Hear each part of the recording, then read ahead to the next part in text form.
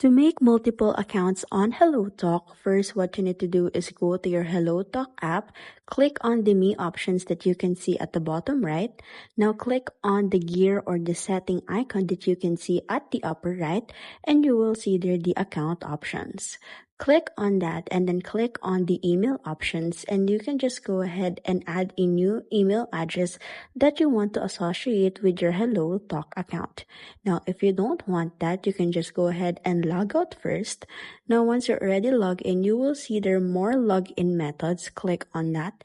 And now you can just go ahead and connect all the accounts or applications that you want. So let's say, for example, we were going to connect to Google, and you can just go ahead and connect multiple emails so that you can go ahead and create a multiple accounts with different emails on HelloTalk. You can also actually use your Apple ID if you want. And that's how you use or create an account on HelloTalk. Just use your email or any of your backup accounts.